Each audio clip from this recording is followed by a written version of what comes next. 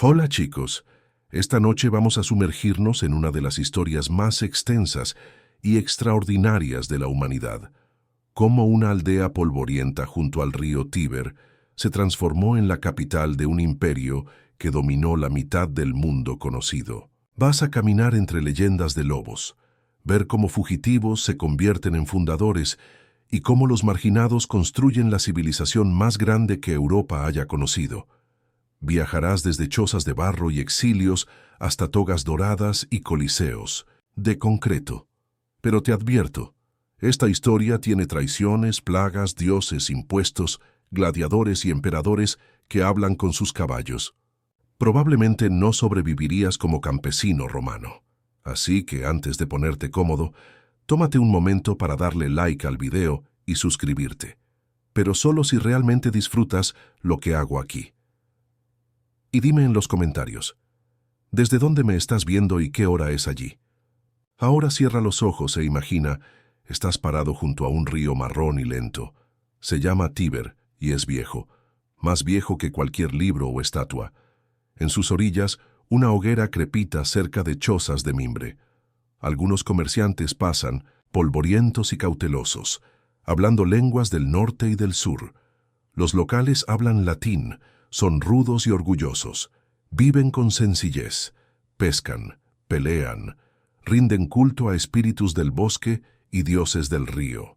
Y están construyendo algo extraño, un refugio para los que no tienen hogar, porque a diferencia de otras aldeas, esta, llamada Roma, es distinta.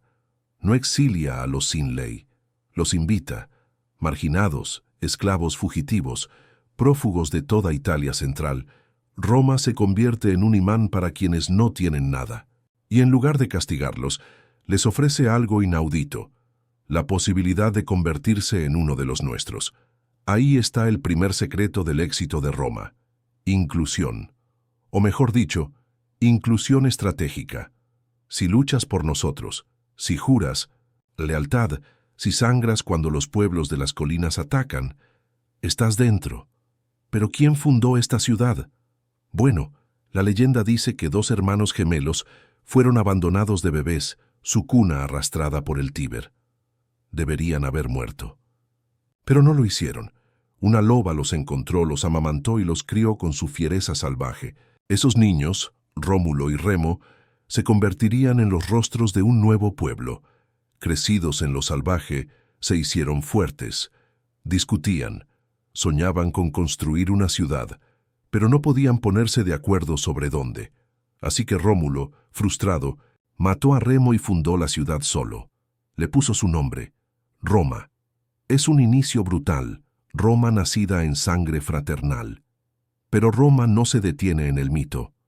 Las leyendas se usan para explicar verdades sociales reales. El cuento de la loba enseña resistencia. La historia del fratricidio revela el núcleo de Roma. Hará lo que sea necesario para sobrevivir. En estos primeros días, Roma está gobernada por reyes. 7, para ser precisos, aunque su existencia real es debatible. Cada uno, se dice, deja algo fundamental. Rómulo, el primero, establece el ejército y el senado. Numa, el segundo, trae la religión, los sacerdotes y los rituales. Tulio Hostilio ama la guerra. Ancomarcio construye puentes y expande el territorio. Luego vienen los etruscos, los misteriosos vecinos del norte. Para el quinto rey, la influencia etrusca es fuerte. Este pueblo, cuya lengua aún no se comprende del todo, es brillante en arquitectura. Dan a Roma arcos, sistemas de drenaje e incluso los juegos de gladiadores. Refinan la religión romana y su estructura política.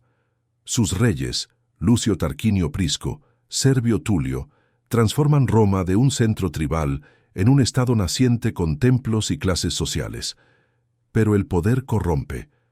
El último rey, Lucio Tarquinio el Soberbio, es cruel, arrogante y temido.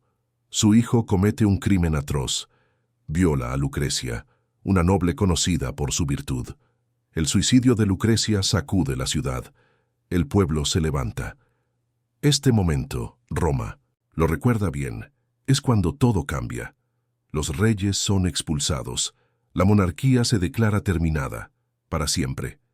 Y en su lugar los romanos construyen un nuevo tipo de gobierno, una república, una cosa del pueblo. Pero no te engañes, esta república no es para todos. El poder ahora recae en el Senado, un consejo de aristócratas llamados patres, padres, que se dicen descendientes nobles. Ellos conservan las tradiciones, la tierra y el derecho a hablar en nombre de los dioses. Así, Roma da su primer paso revolucionario, pero no será el último. Ahora está sentado en un salón lleno de humo mientras dos hombres con corazas, ceños fruncidos, discuten quién liderará. No como reyes, sino como cónsules. Servirán solo un año y responderán ante el Senado. La era de los reyes ha terminado, pero el hambre de Roma apenas comienza. Los ecos de la revuelta contra la monarquía aún resuenan por las colinas de Roma, y tú estás allí, caminando entre ciudadanos ansiosos por definir lo que significa vivir sin un rey. A tu alrededor hay tensión, sí, pero también algo nuevo en el aire: propósito. Han derrocado a un tirano. Ahora deben inventar algo mejor. La república no nace de la igualdad, sino del miedo al poder absoluto. Para evitar que otro Tarquinio, el soberbio, se alce, Roma establece un sistema único: 2 cónsules. Elegidos anualmente, comparten el mando y se vigilan entre sí. Nadie puede quedarse demasiado tiempo. El equilibrio se convierte en la nueva divinidad de Roma. Pero pronto te das cuenta de que este nuevo orden aún está dominado por una élite. Los patricios son los descendientes de las primeras familias fundadoras, aquellos que se consideran los verdaderos guardianes de la tradición. Controlan el Senado, la religión, el ejército, todo.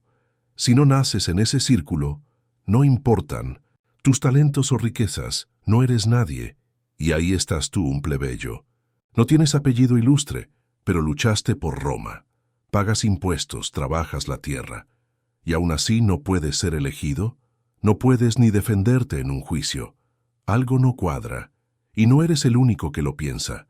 Surge entonces un conflicto interno que marcará los próximos siglos.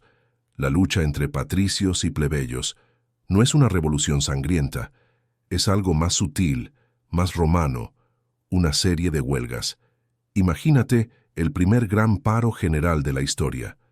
Los plebeyos, hartos, se retiran del servicio militar, abandonan la ciudad y se refugian en una colina vecina, el Aventino. Sin soldados, sin agricultores, sin fuerza productiva, Roma se paraliza. Los patricios, alarmados, ceden. Se crea el cargo de tribuno de la plebe, representantes con poder de veto sobre las decisiones de los cónsules. Es el primer paso hacia la equidad. Pero la lucha continúa. Cada generación de plebeyos empuja un poco más. Quieren igualdad ante la ley, el derecho a casarse con patricios, acceso a los cargos públicos. Y cada vez que amenazan con retirarse de nuevo, los patricios ceden otro centímetro. Uno de los logros más grandes de los plebeyos es la publicación de la Ley de las 12 tablas. Grabadas en bronce, colocadas en el foro, estas leyes hacen visible la justicia. Por primera vez, el derecho ya no es una tradición oral manipulable por los aristócratas. Ahora todos pueden ver las reglas. Las leyes, sin embargo, reflejan un mundo duro. Un padre tiene derecho a matar a su hijo. Las deudas pueden terminar en esclavitud. La mujer está legalmente bajo la autoridad del hombre, pero aún así es un inicio. Roma se convierte en una ciudad gobernada no por hombres, sino por leyes. Y mientras los conflictos internos hierven, Roma también enfrenta amenazas externas. Los pueblos vecinos, volscios, ecuos, sabinos, no miran con buenos ojos el ascenso de esta república ambiciosa. Roma, como una loba acorralada, responde con dientes, construye alianzas, fortifica fronteras y, sobre todo, profesionaliza su ejército. Los soldados romanos ya no son solo granjeros con lanzas. Ahora están organizados en legiones, entrenados, disciplinados. Luchan no por botín, sino por tierra, honor y ciudadanía. Roma comienza a expandirse, primero por Lacio, luego más allá. Pero no conquista al estilo de otros imperios. No esclaviza masivamente. no impone dioses. Roma ofrece tratados. Sí, tratados. Un pueblo puede conservar su cultura, sus leyes, incluso su idioma, siempre que reconozca la autoridad romana y provea soldados cuando se necesiten. Y tú, si eres un guerrero sabino o un campesino etrusco y luchas bien por Roma, podrías recibir algo impensado: la ciudadanía. Un papel que te da derechos, voz, en la política, protección ante la ley. Roma no se impone, absorbe. La ciudad crece, calles rectas, acueductos, templos compartidos. Se empieza a construir la identidad de algo nuevo, no solo un pueblo, sino un proyecto civilizador. Y al centro de todo el lema, SPQR, Senatus Populusque Romanus, el Senado y el pueblo de Roma, un ideal, una ficción útil, porque aunque el pueblo aún no es plenamente igual, la idea de unidad ya está escrita en piedra, grabada en escudos, monedas e incluso en las tapas de las alcantarillas. Y sin embargo, la historia no se detiene. La tensión social tampoco. Los patricios aún controlan más. Los plebeyos aún exigen más. La ciudad se vuelve más rica, más compleja, más peligrosa. Pero por ahora, tú caminas entre columnas recién levantadas. Escuchas a un tribuno alzar la voz contra un decreto injusto. Ves al cónsul rendir cuentas. Sientes, aunque sea por un momento, que Roma está inventando algo nuevo. No es perfecto, no es justo del todo, pero es mejor que cualquier cosa que haya existido antes. Estás en una colina, mirando hacia abajo a una ciudad que no deja de expandirse. Las murallas de Roma se ensanchan, los caminos se extienden hacia lo desconocido, y cada estación trae más rostros, más dialectos, más ambiciones. Pero junto a esta expansión externa, hay una batalla interna que no ha terminado. Los plebeyos continúan presionando. Reclaman lo que ya saben que merecen: acceso a los consulados, al sacerdocio, a los ritos que dictan el alma de la república. No basta con tener representantes. Quieren participar, quieren pertenecer del todo. Y la aristocracia, aunque se resiste, cede paso a paso. Roma tiene miedo al colapso. No puede permitirse una guerra civil, no mientras los pueblos vecinos aún amenazan desde las colinas y los valles de Italia. En el año 287 a.C. ocurre algo impensado. Se declara que todas las decisiones tomadas por la Asamblea de la Plebe, el Concilio de Ciudadanos Comunes, tendrán fuerza de ley para toda Roma. Es el cierre formal de siglos de lucha de clases. Patricios y plebeyos, al menos en teoría, están ahora en pie de igualdad. No fue rápido, no fue limpio, pero fue revolucionario. Y con esa unidad, Roma mira hacia afuera. Ya no es solo una ciudad-estado, es un actor regional. Y tiene una nueva arma: la manipularización del ejército. En vez de pelear en bloques compactos, las legiones se dividen en grupos más móviles, llamados manípulos, capaces de adaptarse en el terreno, de responder con rapidez. La flexibilidad militar se convierte en la clave de su dominio. Los pueblos, vecinos, ya no pueden resistir. No frente a un ejército tan disciplinado, tan motivado. Roma comienza a dominar el centro de la península itálica, pero no lo hace solo por conquista. Recuerda, ofrece ciudadanía, tratados, respeto a las costumbres. Donde otros aplastan, Roma absorbe. Para muchos, unirse a Roma ya no es una derrota, es una oportunidad. Y tú, en medio de una plaza llena de humo y dialectos, empiezas a verlo que otros aún no imaginan: que Roma no es un simple estado, es un sistema, un modelo que puede ser replicado, ajustado, exportado. La expansión trae consigo riquezas, metales, trigo, esclavos, arquitectura extranjera, pero también trae tensión. Cada victoria alimenta el orgullo y la codicia. En las tabernas, los soldados veteranos piden tierras prometidas. En el Senado, los debates son cada vez más acalorados, y entre los generales empieza a surgir una ambición peligrosa: la idea de que quien tenga el ejército puede tener también el poder político. Pero aún falta para que esa semilla germine del todo. Por ahora, Roma es una república joven, impetuosa, segura de su derecho a conquistar. Cree en su destino, cree que los dioses la favorecen, y a veces esa fe se pone a prueba. En el año 390 a.C., un desastre. Un pueblo del norte, los galos, cruza los Alpes y derrota a las tropas romanas en el río Alia. Avanzan sin piedad y entran a la ciudad. Roma es saqueada, las casas quemadas. El miedo es total. La historia dice que los gansos del Capitolio, animales sagrados de Juno, alertaron a los últimos defensores antes de un asalto nocturno. Los perros no ladraron, los soldados durmieron, pero los gansos graznaron. Y Roma fue salvada apenas. Desde entonces, cada año, los perros son simbólicamente crucificados y los gansos honrados. La humillación del saqueo deja cicatrices, pero también lecciones. Roma aprende que no puede confiar en su antigua fortaleza. Reforman su ejército, reforjan su ciudad.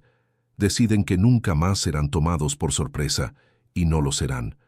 Durante los siguientes 100 años, Roma entra en una era de guerra casi ininterrumpida. No como víctima, sino como agresora. La península itálica entera cae bajo su control. Y luego, sus ojos se vuelven hacia el mar. Allí, al sur, más allá del estrecho, yace la joya del Mediterráneo, Sicilia. Rica, estratégica, pero no desocupada. Allí domina otra potencia. Cartago, son descendientes de fenicios, maestros del comercio y del mar. Tienen colonias, puertos, flotas, y lo más importante, tienen intereses. Intereses que chocan con los de Roma. Así empieza uno de los capítulos más violentos de la historia. Las guerras púnicas.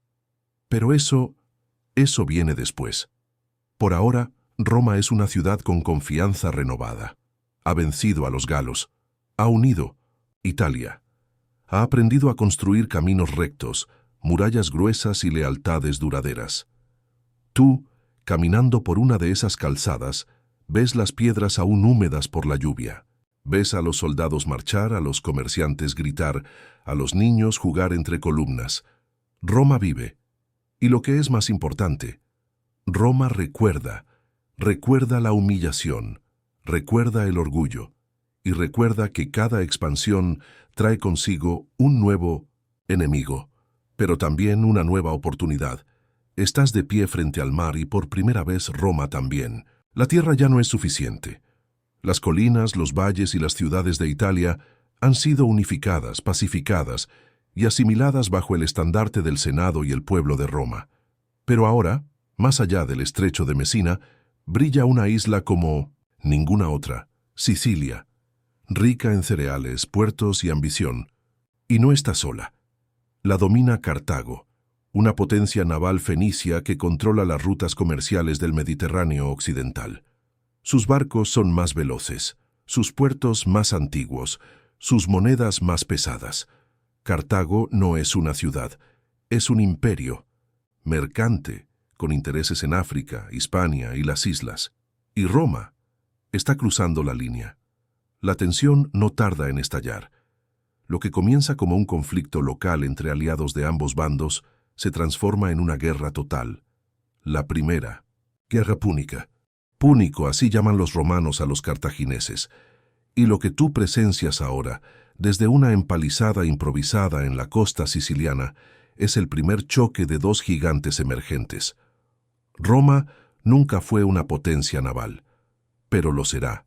Aprende, sobre la marcha, copia el diseño de una nave cartaginesa capturada y construye una flota entera casi por imitación. Pero el mar no es tierra firme. Las primeras batallas son brutales. Los romanos naufragan más por tormentas que por espadas. Miles mueren, pero no se detienen. Innovan. Crean el Corvus, un puente de abordaje que transforma cada enfrentamiento naval en una batalla terrestre, donde sus legiones tienen ventaja. Y así, batalla tras batalla, los romanos aprenden a pelear también con las olas. Después de más de 20 años de conflicto, Roma vence. Cartago debe entregar Sicilia, pagar tributos y retirarse. Es un golpe económico, pero no mortal.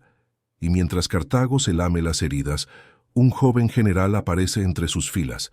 Tiene un apellido que pronto será temido, Bárquidas. Y su hijo, pequeño, pero de ojos ardientes, hace un juramento solemne frente al altar de Baal. Jamás será amigo de Roma. Se llama Aníbal, pero no saltemos tan rápido. Tras la primera guerra púnica, Roma ya no es una potencia regional. Es una fuerza mediterránea. Controla Córcega, Cerdeña y empieza a mirar hacia el norte de África y la península ibérica. Pero también enfrenta nuevas tensiones internas. Las guerras son caras. Las tierras conquistadas no siempre se reparten con justicia. Los veteranos reclaman, los tribunos discuten, el Senado calcula. Entonces la Segunda Guerra Púnica estalla. Aníbal, ahora general cartaginés, no ataca Sicilia ni por mar. Hace lo impensable. Cruza los Alpes con un ejército entero y elefantes de guerra. El paso es infernal. Pierden hombres, bestias y suministros, pero llegan. Y entonces, el horror. Las batallas de Trebia, Trasimeno y sobre todo Canas son desastres, monumentales para Roma. En Canas, Aníbal rodea completamente a un ejército romano el doble de grande y lo destruye. Decenas de miles de muertos. Es la mayor derrota de Roma. Nunca olvidará ese nombre. En el Senado cunde el pánico.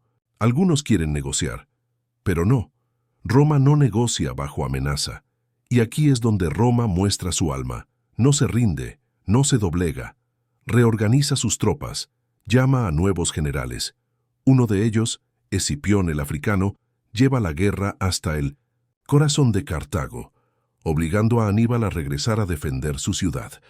En Sama, Escipión vence a Aníbal, y Cartago cae. No es destruida aún, eso vendrá después. Pero ahora es una sombra. Roma le impone condiciones humillantes, tributos, límites militares y ninguna guerra sin permiso romano. Cartago sobrevive. Por ahora, Roma, en cambio, se crece. Las provincias se multiplican. Hispania es conquistada.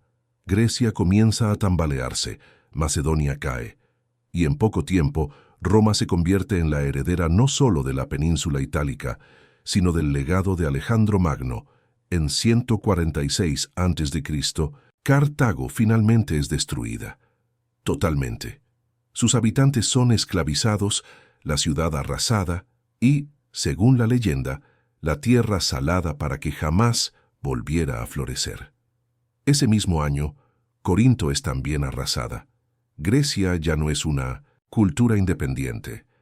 Es una provincia. Roma ha vencido a sus enemigos más poderosos, pero al hacerlo, ha liberado un nuevo peligro, la riqueza sin medida. Las victorias traen oro, arte, esclavos, especias y sobre todo una transformación cultural. El griego se convierte en el segundo idioma de las élites. Los filósofos son traídos a Roma. Los hijos de senadores estudian retórica y poesía griega. La simplicidad de la vieja Roma campesina empieza a difuminarse. Y tú, sentado en una villa adornada con mosaicos helenísticos, rodeado de esculturas de Apolo y columnas jónicas, te preguntas, ¿dónde quedó la república de togas sencillas y virtudes rústicas? La respuesta aún no ha llegado, pero la semilla de la decadencia ya está sembrada, y como sabrás, Roma puede resistir invasiones, traiciones y montañas, pero la ambición interna es otro asunto. Tomas asiento en las gradas polvorientas de un foro romano, entre comerciantes de túnicas ligeras y senadores con miradas duras. La ciudad vibra, no por la amenaza de una invasión, ni por algún nuevo dios extranjero, sino por algo mucho más sutil y corrosivo, la tensión entre el deber y la codicia. Roma ha conquistado medio mundo conocido, y sin embargo, está perdiendo algo más profundo, su equilibrio. La república, aquella que nació para evitar que un solo hombre concentrara demasiado poder, ahora se encuentra amenazada desde adentro. La riqueza que trajo el triunfo sobre Cartago, Grecia e Hispania no se ha repartido equitativamente. Los grandes generales y senadores compran tierras a precios de risa, consolidan latifundios y usan esclavos, por cientos, para trabajar sin descanso. Y los campesinos romanos han luchado en las guerras, han dejado sus campos y al regresar se encuentran sin tierra, sin hogar y sin esperanza. El corazón agrícola de Roma está muriendo, y con él la clase media rural que alguna vez formó la columna vertebral de la República. Tú los ves llegar a la ciudad, harapientos, hambrientos, furiosos. Se aglomeran en barrios improvisados, se vuelven parte de una nueva clase, el proletariado. No tienen tierras, no tienen bienes, solo tienen a sus hijos y su voto. Y es aquí donde la política romana comienza a mutar.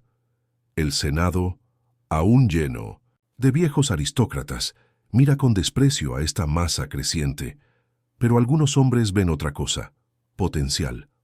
Con pan y promesas comienzan a forjar lealtades. Nacen los primeros populistas. A la cabeza de este nuevo movimiento se alzan dos nombres que resonarán como tambores en las piedras del foro: Tiberio y Cayo Graco. Tiberio Graco es tribuno de la plebe, un joven elocuente, idealista y con sangre noble. Ve la miseria del pueblo y propone algo radical: repartir las tierras públicas que los ricos han acaparado, restaurar el equilibrio perdido. Y cuando el Senado se opone, él decide saltarse sus reglas y llevar su reforma directamente al pueblo. Por primera vez en siglos, el pueblo desafía directamente al Senado. El Senado responde con violencia. Tiberio es asesinado en plena votación, junto con cientos de sus seguidores. Y años después, su hermano Cayo intentará continuar la lucha, proponiendo subsidios, colonias para los pobres y reformas judiciales. Pero el resultado será el mismo: violencia, caos y muerte. La sangre de los Graco mancha el mármol del Capitolio, y tú la ves aún fresca. La lección es clara: los que desafían el orden establecido mueren. Pero el problema que denunciaban no desaparece. De hecho, crece. Y mientras tanto, los generales observan. Uno de ellos se llama Cayo Mario. De origen humilde, sin linaje patricio, asciende gracias a sus méritos militares. Y un día propone algo que cambiará la historia para siempre: reclutar al proletariado en el ejército, no por amor a Roma, sino con la promesa de tierras al final del servicio. Es una revolución silenciosa. Los soldados ya no luchan solo por la República, luchan por su general, por su esperanza, por su recompensa. Tú estás ahí, viendo cómo un campesino sin nada firma su nombre en una tabla de madera, toma una lanza y se convierte en una pieza de una legión leal no al Senado, sino a Mario. El equilibrio se rompe. El Senado no controla al ejército. Los generales lo hacen. Y Mario, con sus tropas leales, vence enemigos exteriores, pero también aplasta a sus rivales políticos. Cuando otro general, Lucio Cornelio Sila, se siente amenazado por estas reformas, responde con algo aún más insólito. Entra a Roma con sus legiones. Un tabú se rompe. Las armas pisan el corazón de la ciudad. Sila se declara dictador, no por 6 meses, como dictaban las reglas antiguas, sino por tiempo indefinido. Persigue a sus enemigos, redacta listas de proscripción, legaliza el asesinato político. Es el horror de la República.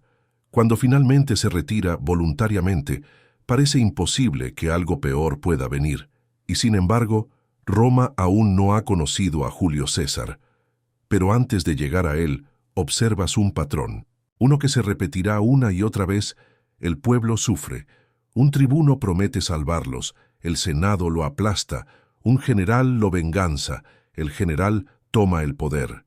Y así, lentamente, la República se convierte en una sombra. Las instituciones siguen ahí, las elecciones, las asambleas, los títulos. Pero el verdadero poder ya no está en las leyes, sino en las legiones. Mientras caminas por las calles de Roma, escuchas rumores. Se habla de Hispania, de un joven ambicioso que brilla en las campañas, que es amado por sus hombres y temido por el Senado. Aún no ha cruzado el Rubicón, pero su nombre ya susurra en las paredes: Cayo Julio César. La República tiembla. El aire en Roma es espeso, no por el polvo de las calzadas, ni por el sudor de los mercados, sino por algo invisible que flota entre columnas y templos: la inminencia del cambio. Julio César ya no es un rumor, es una fuerza. Lo viste marchar hacia las Galias con ambición en los ojos y retórica en la lengua. Era joven, encantador y letalmente inteligente. No tenía miedo del Senado, tampoco de sus rivales, pero más importante aún, entendía al pueblo. Mientras el Senado debatía con sus túnicas bordadas y discursos circulares, César hablaba con soldados, caminaba entre el barro con ellos, compartía su pan, les prometía gloria y cumplía. Durante casi una década conquista la Galia entera, lo que hoy llamamos Francia, en una campaña que los cronistas futuros llamarán genocidio, pero que en su época fue celebrada como el culmen de la virtud militar romana. Se dice que mató o esclavizó a más de 1 millón de galos, y cada victoria era narrada. César escribía sus propias crónicas en tercera persona para dar la impresión de objetividad. César venció, César cruzó, César gobernó. Se convierte en su propia propaganda viviente. Mientras tanto, en Roma, el Senado se inquieta. Ven cómo su popularidad crece, cómo sus soldados le son leales, cómo las masas lo aclaman. Tienen miedo, y en política romana, el miedo es una profecía autocumplida. Le exigen que regrese a Roma, sin su ejército. Esa es la ley. Ningún general puede cruzar el límite de la ciudad con legiones activas. César lo sabe, pero también sabe que obedecer es exponerse. Si entra desarmado, será juzgado. Si entra con sus hombres, será enemigo del Estado. La decisión que toma cambiará el curso de la historia. Año 49 a.C. En una mañana brumosa, César se detiene frente a un río modesto, el Rubicón. Detrás, sus soldados. Delante, el futuro. Y entonces lanza una frase que se volverá inmortal: Alea y acta est.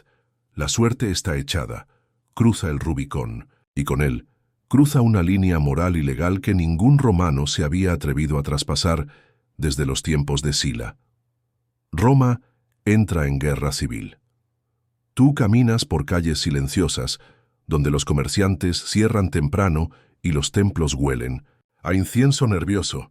Dos titanes se enfrentan: César, el conquistador de las Galias, contra Pompeyo el Grande, el otro gran general de su época, vencedor del Este, exterminador de piratas y aliado traicionado. Pompeyo huye. César lo persigue. Desde Italia hasta Grecia, desde Grecia hasta Egipto. Cada batalla, cada escaramuza es otra piedra arrancada de los cimientos de la República. Y en Egipto, otra historia. César llega a Alejandría y conoce a una reina joven, carismática y peligrosa, Cleopatra. Juntos navegan por el Nilo. Juntos conspiran. Ella queda embarazada. Su hijo Cesarión será nombrado como su padre. Pero en Roma los vientos cambian. Pompeyo es asesinado en Egipto. César, ahora sin rival, regresa a la capital. Como amo indiscutible, no se corona, no necesita. Acepta el título de dictador perpetuo.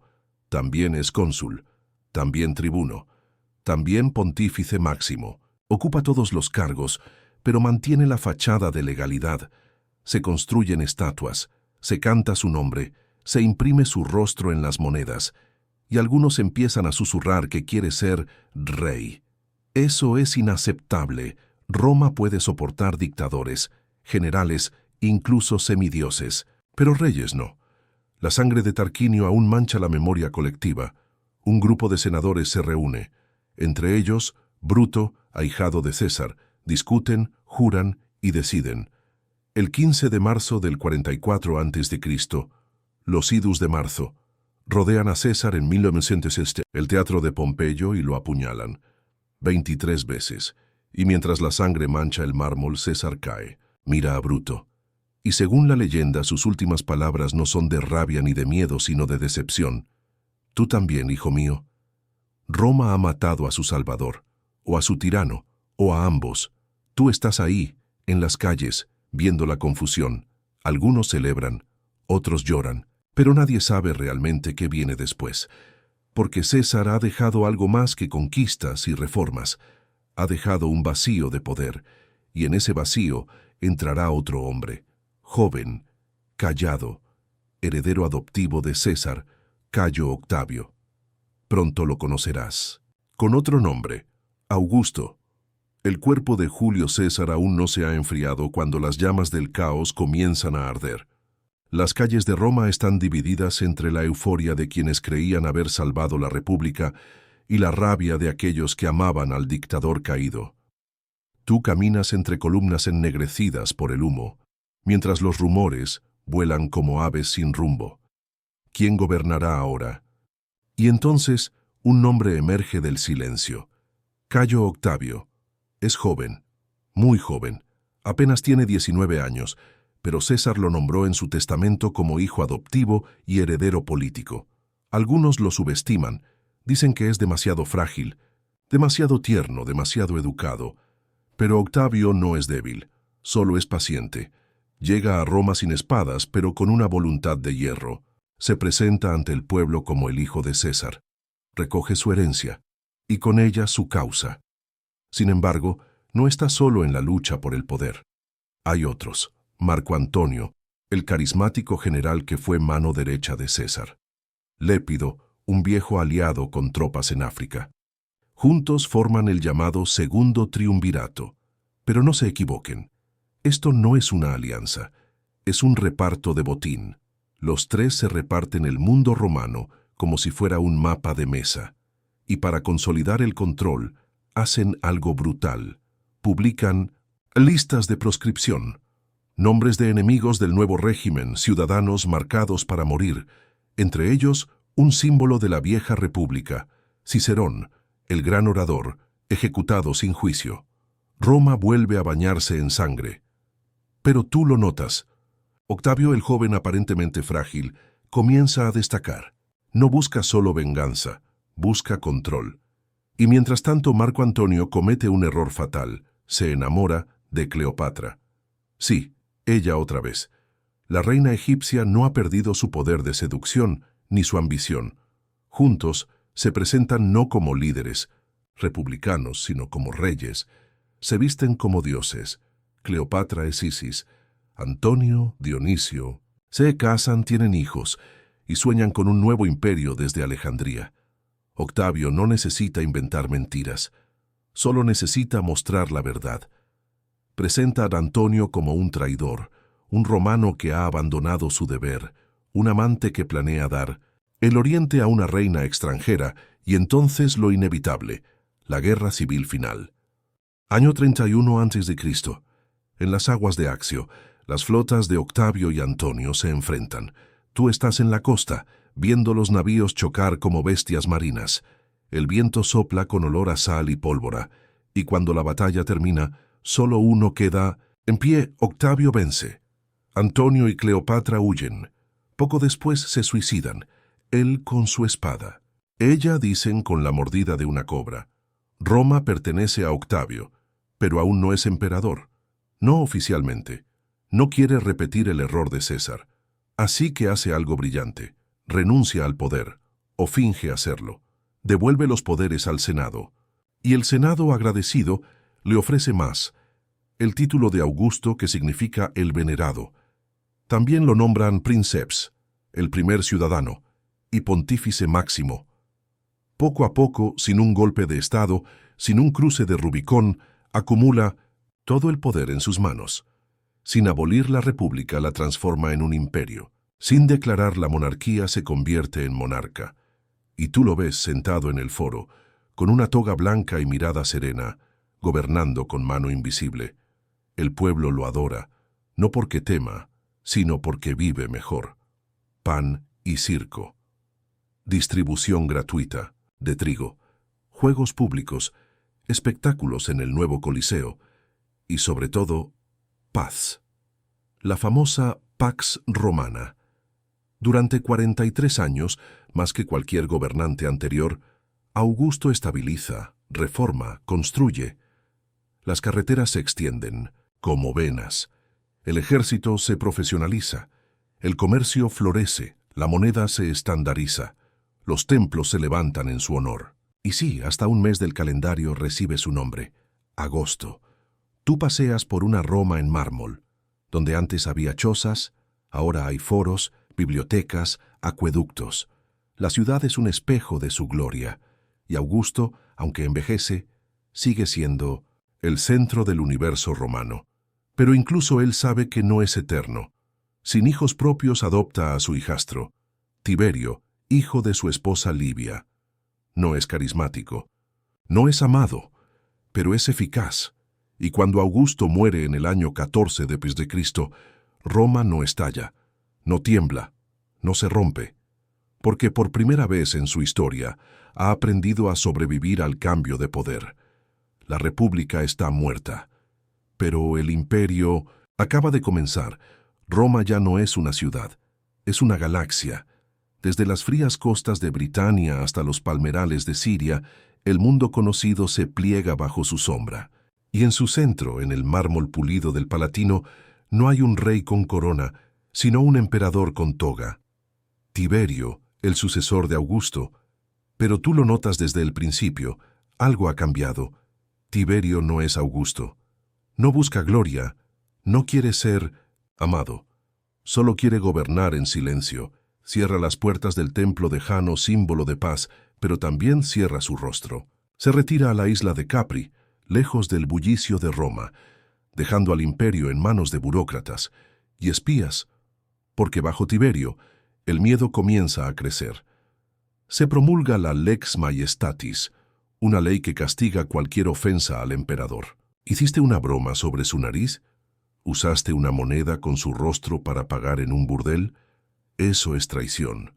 Las delaciones se multiplican. La confianza desaparece. Las fiestas se tornan silenciosas. Y tú en una taberna bajas la voz cuando mencionas su nombre. Y entonces, tras él, viene la tormenta.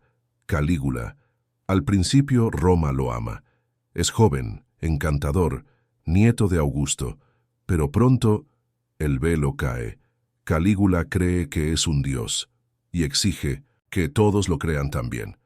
Manda construir estatuas suyas en los templos, se pasea vestido de Júpiter y, según las leyendas, quiere nombrar a su caballo como cónsul. El Senado tiembla, el pueblo murmura, y los pretorianos, sus propios guardias, lo asesinan.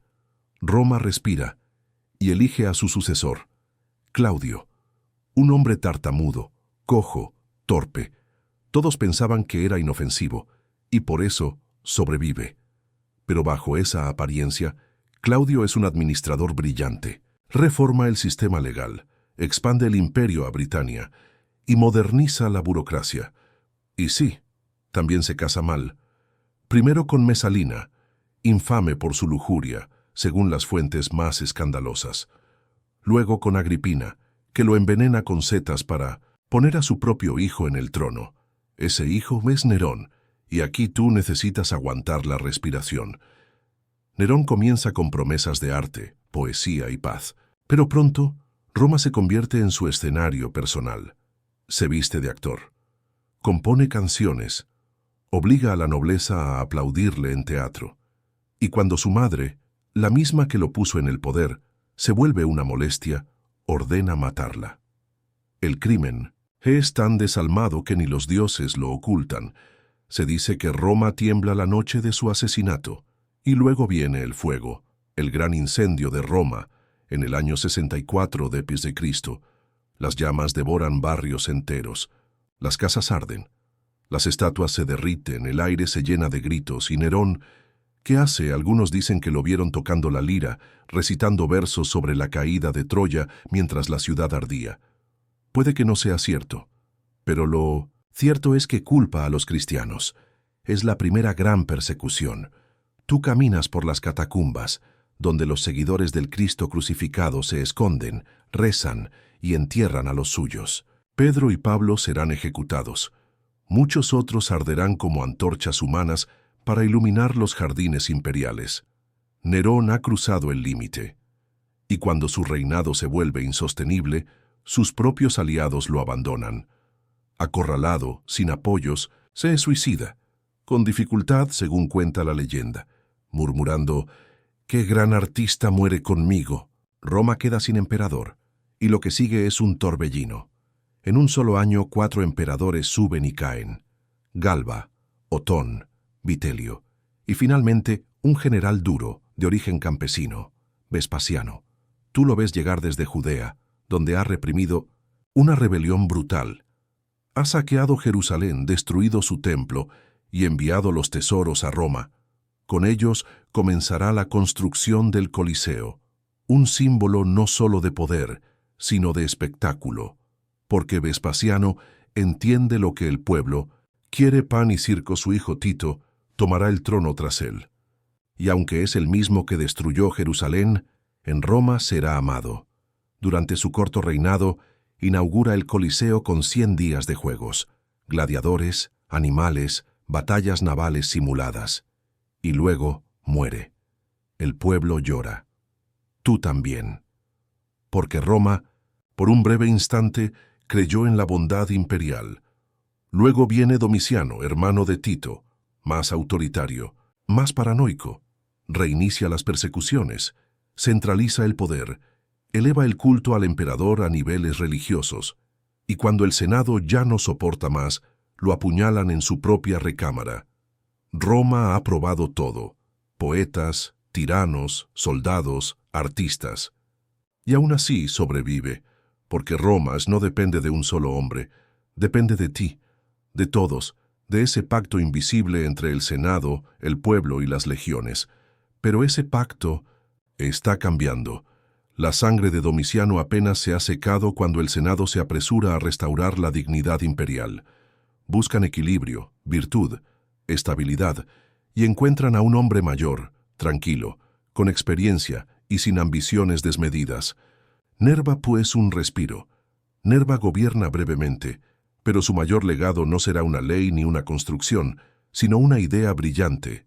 En lugar de heredar el poder por sangre, lo transfiere por mérito. Adopta como hijo y sucesor a un joven general, amado por sus tropas, Trajano. Y aquí, amigo mío, Roma alcanza su punto más alto. Trajano no solo es emperador, es el emperador que Roma recordará con más cariño. Honesto, justo, guerrero, constructor. Bajo su reinado, el Imperio Romano alcanza su máxima extensión territorial, desde Escocia hasta Arabia, desde el Atlántico hasta el Cáucaso. Tú lo ves marchar al frente de sus legiones hacia el este, enfrentando al Imperio Parto, conquistando Dacia, lo que hoy es Rumanía, y trayendo un botín tan inmenso que se financia con él un nuevo foro, una nueva columna, una nueva Roma. La columna de Trajano aún se alza hoy en la capital italiana, con sus relieves narrando, como un cómic en piedra, la conquista dacia desde el primer puente hasta la última lanza. Pero Trajano también entiende el valor de la ciudadanía, extiende derechos, mejora las condiciones de vida, construye carreteras, acueductos, termas, bibliotecas. Roma ya no es solo una ciudad, es una idea. Ser romano es pertenecer a una civilización superior, sin importar tu cuna, tu lengua o tu Dios. Después de Trajano, otro emperador virtuoso, Adriano, su sobrino y sucesor.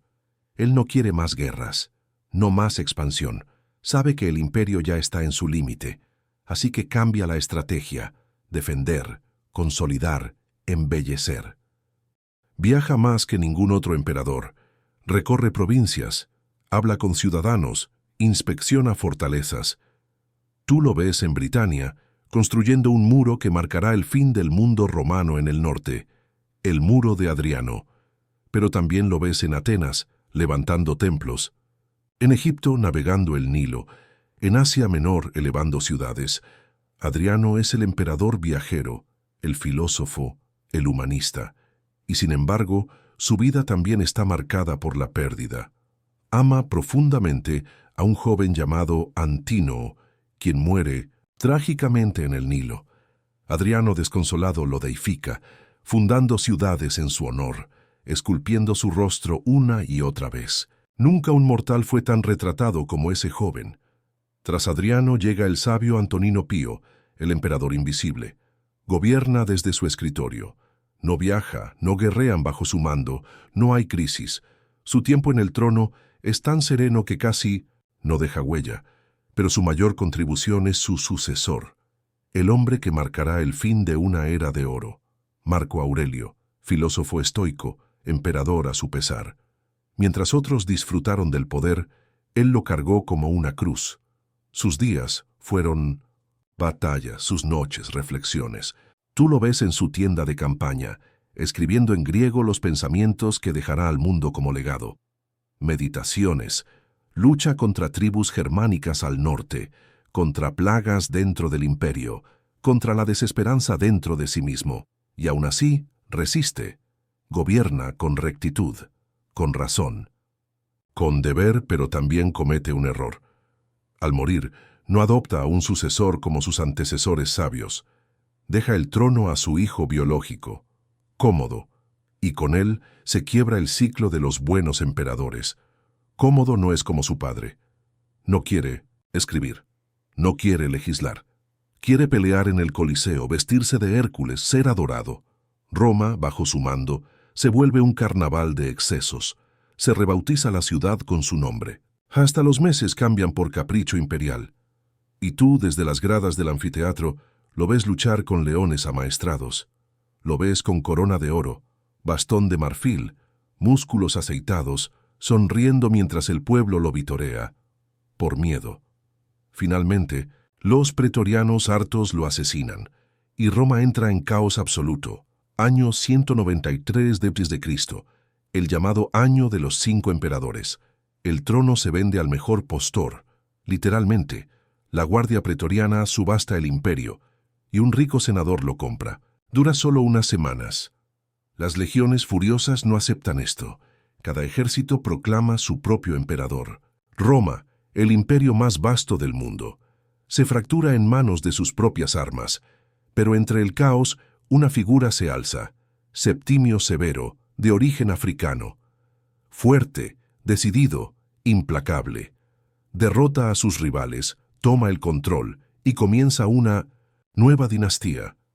Tú lo ves reformar al ejército, aumentar sus sueldos, otorgar más poder a los soldados, pero al hacerlo, rompe el equilibrio con el Senado.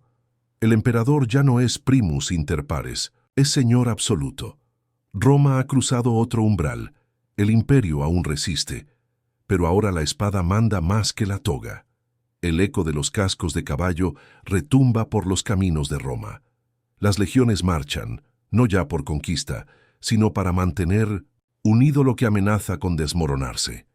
Septimio Severo ha consolidado su poder, pero ha sembrado un legado ambiguo, un emperador fuerte y un senado irrelevante. Cuando muere, el trono pasa a sus hijos. Caracalla, el más ambicioso, asesina a su propio hermano para gobernar solo. Y tú allí, en medio de una plaza agitada por rumores, escuchas la noticia. Roma ya no tiene 2 príncipes, solo uno, y un cadáver. Caracalla no pide perdón. Ofrece algo más útil, ciudadanía universal. En el año 212 d.C., emite el edicto de Caracalla, otorgando la ciudadanía romana a todos los hombres libres del imperio. Judea, Hispania, Egipto, Galia, no importa el origen. Ahora todos son romanos. Suena generoso, y lo es, pero también pragmático. Busca más contribuyentes, más soldados, más control. Y mientras el concepto de ser romano se diluye, geográficamente, el imperio se agrieta políticamente. Caracalla se vuelve paranoico, se rodea de pretorianos, ejecuta senadores, ordena purgas, y finalmente, en una visita a Asia Menor, es asesinado por sus propios guardaespaldas. Y tú te das cuenta de algo inquietante. La espada que protege al emperador es la misma que lo mata. Lo que sigue es un siglo oscuro. Roma es aún poderosa, pero inestable. Decenas de emperadores suben al trono por semanas, meses, a lo sumo años. La mayoría son militares, algunos apenas saben leer. Las provincias se rebelan, los germanos cruzan el Rin, los partos presionan desde el este, las monedas pierden valor. La inflación se dispara. La peste vuelve. En las calles de Roma, la grandeza imperial convive con la miseria cotidiana. Los monumentos aún brillan, pero detrás de cada columna hay mendigos, y tú, caminando por el mercado, Ves cómo un imperio puede parecer fuerte y estar podrido por dentro. Y en medio del caos emerge un nuevo tipo de emperador. Diocleciano. No viene de una familia noble. Es hijo de un liberto. Ascendió por méritos militares. Y cuando toma el poder, no lo suelta, ni lo comparte del modo tradicional. En vez de tratar de gobernar solo, divide el imperio. Sí, literalmente. Establece la tetrarquía. 2 emperadores mayores, Augustos, y 2 menores, Césares, cada uno con su capital, su ejército y su burocracia. Roma ya no.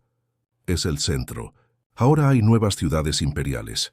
Milán, Nicomedia, Sirmio, Trier. Diocleciano centraliza, racionaliza, organiza. Establece un sistema de precios máximos. Reestructura las provincias. Persigue la corrupción. Pero también persigue a los cristianos con una intensidad nunca vista. Su reinado trae la última y más brutal persecución del cristianismo. Tú lo ves en los decretos clavados en los foros, templos cristianos cerrados, escrituras quemadas, obispos encarcelados.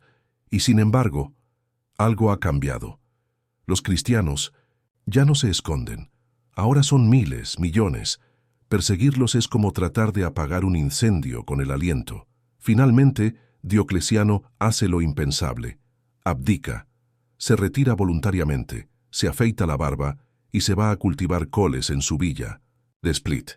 Un gesto casi filosófico. Pero su sistema no sobrevive. La tetrarquía se rompe. Los Césares se enfrentan a los Augustos, y entre ellos emerge uno solo, Constantino. Su historia es mítica. Antes de una batalla crucial por el control de Roma, ve una señal en el cielo, una cruz brillante, y las palabras in hoc signo vinces, con este signo vencerás. Constantino adopta el símbolo cristiano. Ordena pintar el crismón, una X y una P entrelazadas, en los escudos de sus tropas, y gana. Conquista Roma. Se convierte en emperador único, y en el año 313 d.C. emite el Edicto de Milán, legalizando el cristianismo. Tú lo ves caminar, entre ruinas de templos paganos, mientras en los patios de las villas comienzan a surgir las primeras iglesias. Los obispos dejan las catacumbas y aparecen en las plazas. Los mártires ahora son santos, los mármoles de los dioses viejos. Se reutilizan, y luego Constantino hace otro movimiento sorprendente. Funda una nueva capital, en el estrecho del Bósforo, donde Asia y Europa se saludan, nace Constantinopla, una ciudad imperial, cristiana, nueva. Allí traslada su corte, su riqueza, su visión. Roma ya no es el centro del mundo. Es un museo viviente. El imperio sigue, pero cambia. La toga deja paso a la túnica. El latín convive con el griego. Y los emperadores ya no son guardianes de templos de mármol, sino defensores de la fe verdadera. Los dioses antiguos han caído, y en su lugar se alza la cruz. Te encuentras de pie sobre las losas desgastadas del foro romano, pero ya no hay senadores, caminando en procesión ni oradores exaltando las virtudes de la República. La ciudad parece envuelta en un susurro melancólico. El corazón de Roma todavía late, pero el latido ha cambiado de ritmo. El cristianismo ahora es ley. Tras la muerte de Constantino en el año 337 d.C., sus hijos se reparten el imperio como una herencia sagrada y maldita. La rivalidad entre ellos es inevitable. Luchan entre sí, se traicionan. Pero el rumbo ya está marcado. La religión cristiana se consolida como pilar imperial. Es Teodosio I quien da el paso definitivo. En el año 380, proclama el cristianismo religión oficial del Imperio Romano. Los dioses del panteón, Júpiter, Marte, Apolo, son desterrados al olvido. Los templos se cierran, algunos se destruyen, otros se convierten en iglesias. Tú presencias esta transformación como un testigo silencioso. Las estatuas antiguas son derribadas por multitudes enardecidas. Los sacerdotes paganos desaparecen. Se construyen basílicas donde antes había altares de mármol. Roma, durante más de 1000 años politeísta, ahora venera a un solo Dios. Y sin embargo el imperio no se une. Se divide. A la muerte de Teodosio en 395, sus dos hijos heredan lo que ya no puede ser gobernado como una sola entidad. El Imperio Romano se parte en dos. El occidental, con capital en Rávena, antes en Milán, antes en Roma, y el oriental, con minores en capital en Constantinopla. Y tú ves claramente la diferencia. El este es más rico, más estable, más griego. El oeste es más frágil, más militarizado, más amenazado. En este tiempo, otra sombra se alza sobre Europa, la gran migración de los pueblos, grupos enteros, tribus completas, visigodos, vándalos, suevos, hunos, se mueven desde el este y el norte, presionando las fronteras del Imperio Occidental. Algunos huyen de los hunos, otros buscan tierras fértiles. Todos cargan con la necesidad de sobrevivir. Roma, la invencible, empieza a tambalearse. En el año 410, un suceso impensable. Alarico y los visigodos saquean Roma. La ciudad eterna, la que no había sido conquistada en más de 800 años, cae ante los bárbaros. Tú caminas entre ruinas y cenizas. Las fuentes están secas, las villas saqueadas, los dioses callan. Y sin embargo, el saqueo no destruye el imperio. Aún, la maquinaria administrativa sigue, los senadores siguen reuniéndose, los ejércitos aún marchan, pero ya no por gloria, sino por supervivencia. En el este, mientras tanto, el imperio sigue sólido. Constantinopla se fortifica, se embellece, se enriquece, se convierte en un nuevo centro cultural, espiritual y militar. El griego sustituye al latín. El emperador ya no es solo un César, sino un defensor de la ortodoxia. Y entonces, en el año 66, el golpe final. Un general germano llamado Odoacro depone al último emperador romano de Occidente, Rómulo Augustulo. El nombre parece una broma cruel. Rómulo como el fundador, Augusto como el primer emperador, pero su reinado es efímero, simbólico, vacío. Roma ha caído, no con una gran batalla, no con un incendio final, sino con una entrega del poder, un cese, una cesión, una rendición discreta ante lo inevitable. Tú lo sientes. No es solo el fin de un imperio, es el fin de una era, pero no todo desaparece. En Oriente, el Imperio Romano continúa. Aunque nosotros lo llamaremos Imperio Bizantino, sus ciudadanos seguirán llamándose romanos durante casi 1000 años más. Su emperador hablará griego, pero se sentará en el trono de Constantino. Sus generales defenderán las mismas fronteras. Su fe será cristiana, pero su estructura aún será romana. Y en medio de todo esto, en las calles olvidadas de Roma, la vida sigue. Los panaderos siguen horneando, los herreros siguen forjando. Y en el siglo III, uno de ellos, un liberto de origen griego llamado Eurisaces, levanta una tumba monumental cerca de la muralla. No fue senador, no fue emperador, pero con el sudor de su frente amasó una fortuna vendiendo pan al ejército.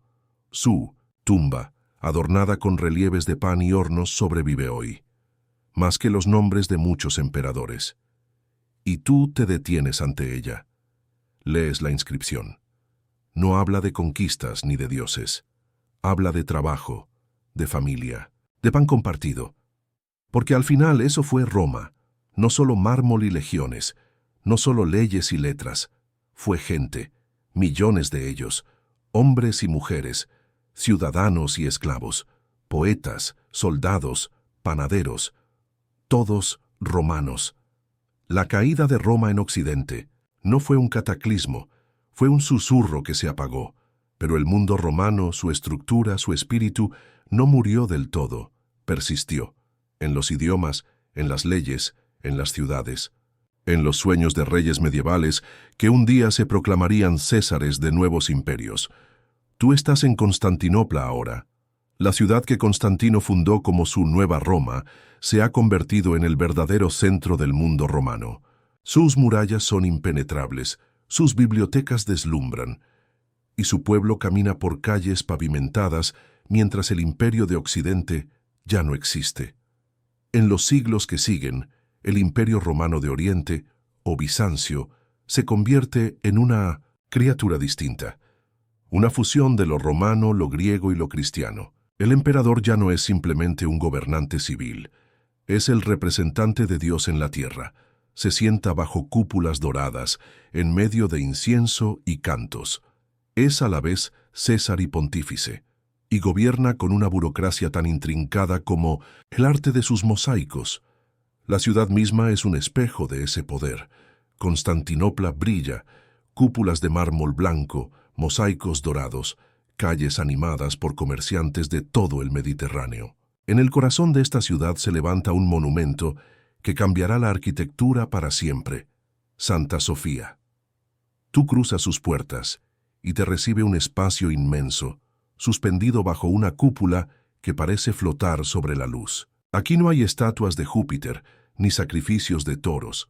Aquí se canta en coro, se reza, se escucha el eco de los salmos. Es otra Roma, sí, pero con un alma nueva. Y sin embargo, la amenaza nunca desaparece. Durante siglos, los emperadores bizantinos enfrentan enemigos por todos los flancos: árabes, búlgaros, persas, turcos. A veces pierden, a veces reconquistan. En un momento incluso recuperan parte de Italia, el norte de África y el sur de España bajo el emperador Justinian. Justinian es el último de los grandes emperadores. Bajo su reinado en el siglo VI, se intenta restaurar la gloria de Roma. Se reconstruye la administración, se compila el Corpus Juris Civilis, la gran recopilación del derecho romano que influirá en casi todos los sistemas legales modernos. Se reconstruyen ciudades, acueductos, teatros, pero también es un tiempo de plagas. La peste de Justiniano mata a millones. Es uno de los primeros registros históricos de una pandemia global. Tú ves las calles de Constantinopla silenciosas, las campanas tañendo sin descanso. Roma resiste, pero sangra. Siglos después, el emperador ya no viste toga, sino túnica bordada. Su idioma es griego, su corte oriental, pero su título sigue siendo el mismo: Basileus ton Romaion, emperador de los romanos.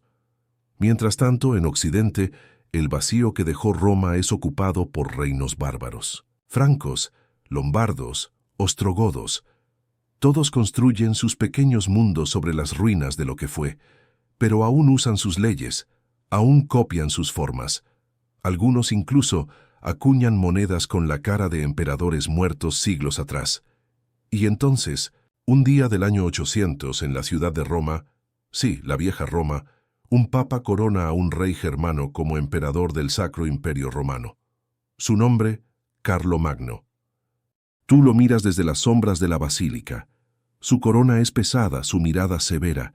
No es romano, pero lo intenta.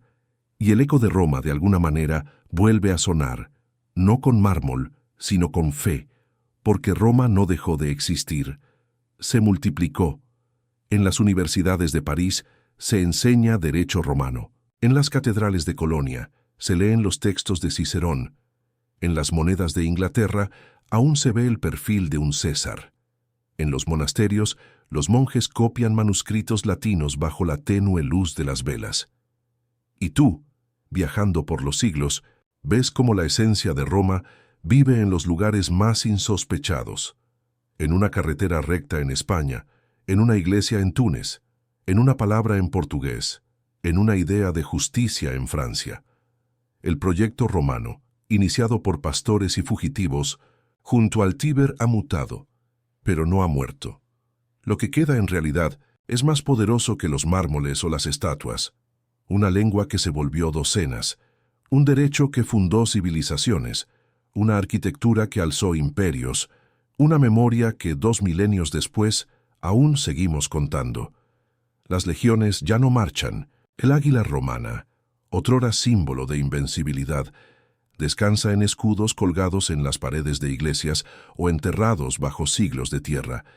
Pero tú sigues caminando, viajero del tiempo, y aún encuentras rastros del imperio, no en las conquistas, sino en las estructuras invisibles que sostienen el mundo moderno. Miras hacia atrás, al principio de esta historia, y recuerdas: Roma no fue hecha de mármol al principio. Fue una idea, una comunidad de migrantes, de exiliados, de guerreros necesitados de un hogar. Y esa idea sobrevivió a emperadores, a invasiones, a la decadencia, a las ruinas. Las romanitas, ese ser romano, no desaparece con la caída del Imperio Occidental, ni con la transformación del Oriental en algo bizantino. Se disuelve en los pueblos, en las ciudades, en los sistemas que construirán Europa y más allá. Pero antes de que el eco de Roma se desvanezca del todo, queda aún un vestigio, un último símbolo. Roma fue fundada, según la tradición, por Rómulo.I, como si el destino escribiera en ciclos. El último emperador de Occidente se llama Rómulo Augustulo, un niño, un títere de los generales, depuesto por un jefe bárbaro, Odoacro sin sangre, sin gloria, sin resistencia. El imperio no estalla, solo se apaga. Pero la semilla romana florece en otros campos. Tú caminas por una ciudad medieval y escuchas palabras que vienen del latín. El panadero dice panis, el herrero habla de ferum, los jueces dictan sentencias en lo que fue el idioma, Tare Cicerón. En Francia, España, Italia, Portugal y Rumanía, las lenguas romances crecen como ramas de un tronco milenario, y en Inglaterra, el derecho romano influye en las bases del common law. En Alemania, los emperadores del Sacro Imperio reclaman la herencia de César. Incluso en América, siglos después, los padres fundadores de los Estados Unidos construirán su república inspirados en la romana, con senado, cónsules, presidentes y equilibrio de poderes. El legado romano no necesita sobrevivir intacto, solo necesita sembrarse. Y lo hizo, en las piedras de las carreteras que aún usamos, en los acueductos que cruzan valles, en las letras que tú lees ahora, en las columnas dóricas y jónicas de nuestros parlamentos, en el nombre mismo de nuestro planeta político, civilización occidental. No todo fue glorioso, no todo fue justo. Roma esclavizó, conquistó, reprimió. Su paz fue impuesta con espadas, su prosperidad se construyó con sudor ajeno, pero en medio de todo eso, también dejó herramientas para que el mundo se reconstruyera después del caos. Y eso es quizás lo más fascinante de esta historia. Roma no solo fue un imperio, fue un puente entre el mundo antiguo y el moderno, entre la barbarie y el derecho, entre el poder absoluto y la noción de ciudadanía. Tú, que ahora terminas este viaje bajo las estrellas, puedes mirar hacia atrás y ver más que emperadores y batallas. Puedes ver la evolución de la idea de lo humano en sociedad. Roma nos enseñó que ningún poder es eterno, que toda cumbre es también inicio de descenso, pero también que toda ruina puede ser cimiento, que entre los restos de columnas caídas puede surgir una nueva visión del mundo, y así como panadero o senador, como esclavo o emperador, como filósofo o soldado, los millones de hombres y mujeres que vivieron, amaron, sufrieron y lucharon bajo las águilas romanas, aún hablan a través de nosotros, porque al final Roma no fue destruida, Roma fue absorbida por el tiempo, y tú eres su heredero. La noche cae sobre Europa, y tú la recorres en silencio, por caminos que aún siguen el trazado romano. Algunos cubiertos por asfalto moderno, otros ya convertidos en senderos rurales, pero todos llevan en última instancia a la misma idea: unidad dentro de la diversidad. Roma, en su momento más vasto, había logrado lo impensable: integrar bajo una misma administración decenas de lenguas, credos, culturas y paisajes. Desde los desiertos ardientes de Siria hasta los glaciares del Danubio, una misma moneda circulaba, una misma ley era citada, un mismo nombre, Romanus, se pronunciaba con orgullo o temor. Pero ¿qué queda ahora? En el este, Constantinopla sigue siendo un faro. Con sus murallas impenetrables y su cultura resplandeciente, se ha convertido en el último baluarte de lo romano. Ya no mira a Roma, mira a Jerusalén, mira a la cruz. En sus calles se canta en griego. En sus palacios se discuten tratados teológicos con la misma seriedad con que antes se planeaban campañas militares. Allí reina un emperador, aún llamado Basileus, que se considera sucesor de César, Augusto y Constantino. Pero su imperio es bizantino solo para nosotros, los modernos. Ellos no han dejado de ser romanos. Y en Occidente, las ruinas. La antigua ciudad de Roma es ahora sede del cristianismo, sí, pero también una sombra de su pasado. Ya no decide el destino del mundo. Es el Papa, y no el Senado quien ahora da órdenes. Las columnas rotas, los foros vacíos, los templos convertidos en iglesias, el mármol robado para nuevas construcciones, y sin embargo, tú lo sientes. La presencia de Roma persiste en las piedras, en los nombres de las calles, en la proporción de las plazas. En el norte de Europa, los reyes bárbaros que tomaron el lugar de los antiguos gobernadores ahora se visten con togas adaptadas, se rodean de escribas que redactan en latín y sueñan con un renacimiento romano. Uno de ellos, Carlomagno, incluso se hace coronar en 1900 en Roma en el año 800 como emperador del Sacro Imperio Romano. No habla latín fluido, no es hijo de emperadores, pero lleva espada y lleva propósito. Tú estás ahí, en la Basílica de San Pedro, cuando el Papa coloca la corona sobre su cabeza. El silencio es denso. Un nuevo imperio ha nacido. No es Roma, pero vive de su memoria. Y eso es lo que Roma ha aprendido a hacer. Memoria viva. Ya no domina territorios, sino símbolos. Ya no impone leyes, sino inspira constituciones.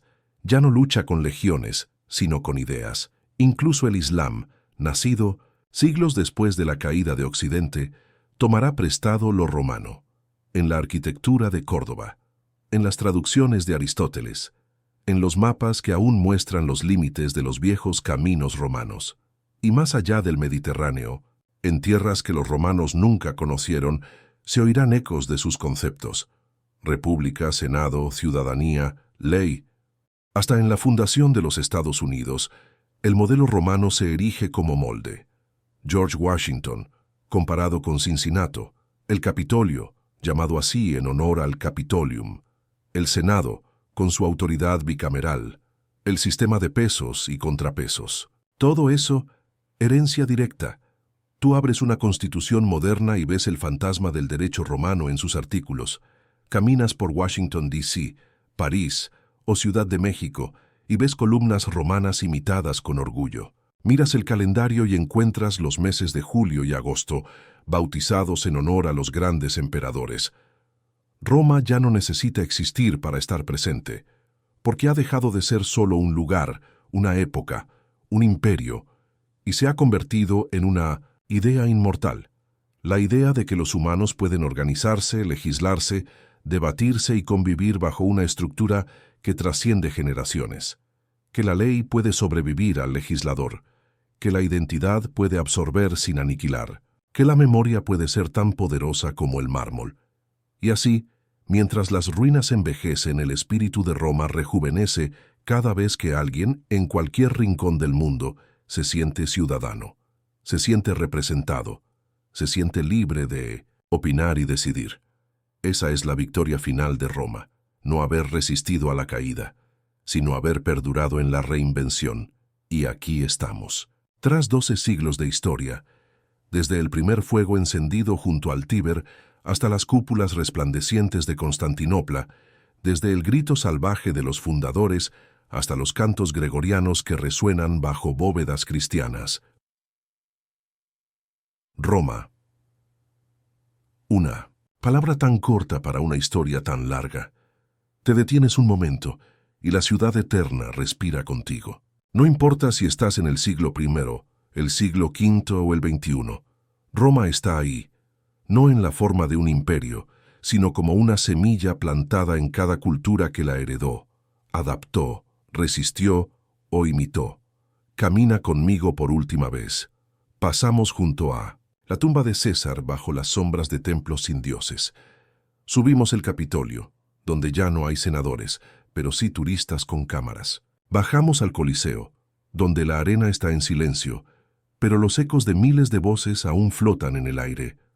Pasamos por el mercado de Trajano, por los restos de termas y basílicas. Nos adentramos en los barrios donde los descendientes de esclavos, romanos, peregrinos medievales y artistas renacentistas vivieron uno sobre otro como capas geológicas de la historia. Y si nos alejamos del centro por las antiguas vías romanas, notamos algo curioso. Muchas aún están en uso. Debajo del asfalto moderno, debajo de cada paso que das, hay piedras colocadas por manos que ya no tienen nombre. Eso era Roma también, un trabajo invisible que sostiene lo visible. Y ahora es tiempo de cerrar el círculo. Roma no cayó en un día, no fue destruida por una única batalla, no se desmoronó como un coloso de barro, se transformó, como lo hacen todas las grandes cosas, como lo hace el idioma, como lo hace la fe, como lo hace la memoria. Cuando ves una república moderna, ves a Roma. Cuando usas el alfabeto latino, ves a Roma. Cuando lees palabras como civilización, imperio, ley, senado, ciudadano, estás hablando el idioma de Roma, aunque no lo sepas. Y si alguna vez dudas de que algo pueda durar, piensa en Roma, pensada por lobos, levantada por exiliados, expandida por soldados, embellecida por artistas, corrompida por poderosos, protegida por campesinos y resucitada por soñadores. Roma es esa parte del alma humana que no se rinde ante la caída. Es la idea de que, aunque todo cambie, el esfuerzo humano puede trascender su tiempo. Y ahora que has caminado conmigo por estas 15 etapas, por colinas, campos de batalla, bibliotecas y ruinas, es momento de descansar. No como un emperador en su trono, sino como un ciudadano más que ha visto la historia, la ha entendido y lleva consigo su legado. Y así, mientras tu respiración se vuelve más lenta, más profunda, Roma se aleja como una sombra en la niebla. Ya no hay necesidad de recordar todos los nombres, fechas, batallas o leyes. Lo que importa es la sensación de haber tocado el mármol frío de la historia, de haber escuchado el latido de una civilización que, de alguna manera, aún vive en ti. Mañana, cuando despiertes, caminarás por calles modernas, mirarás pantallas brillantes, beberás café, responderás mensajes. Pero en medio de todo eso, en algún lugar, tal vez recuerdes una frase latina, una cúpula, una columna o un concepto de justicia. Y sabrás que Roma está ahí, no para dominarte, sino para inspirarte, no como un imperio, sino como una lección sobre lo que los humanos son capaces de crear y también de destruir, pero sobre todo de reconstruir. Así que cierra los ojos, piensa en una ciudad iluminada por antorchas, en caminos que se estiran más allá del horizonte, en 1900, una lengua muerta que aún respira, en un pueblo que creyó, por un momento, que podía organizar el mundo. Roma no fue perfecta, pero fue real, y eso basta para soñar. Dulces sueños.